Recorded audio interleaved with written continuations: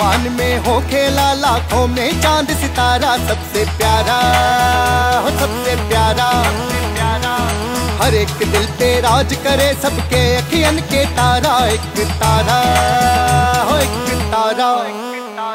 बहुत टिकाऊ सत्ता बिन मर्जी के हिले न पत्ता, मर्जी से ही हवा चले मर्जी से उड़े पतंग।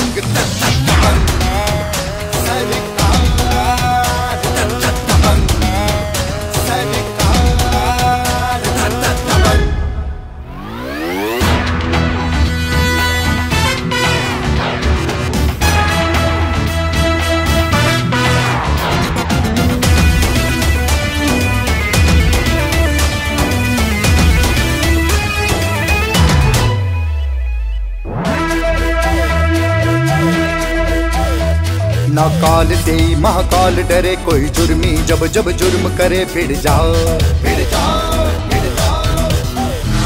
कोई हाथ लगाए खाकी पत पटक के ओकरा छाती पर चढ़ जाओ चढ़ जाओ चढ़ जाओ।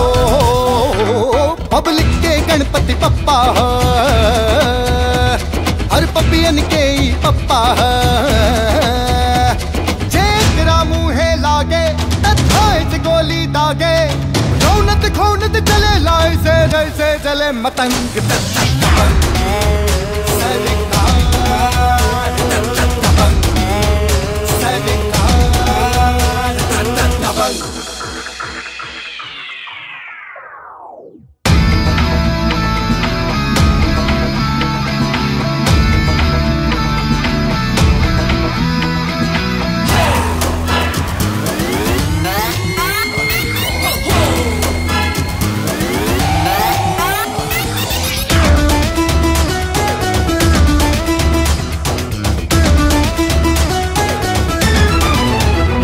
जब रुतबा आपन झारेला पत्थर से पानी गारेला भैया, केहू चाल न समझे पावेला कब दुबिया पछाड़ मारेला भैया। सब दुआ दिला खुश होके हो, एकर बाल न बाका होके हो। जब एक बार ई खोके धरती में कंपन होके, धरे दिल को के जहाँ हो जाला सुरंग।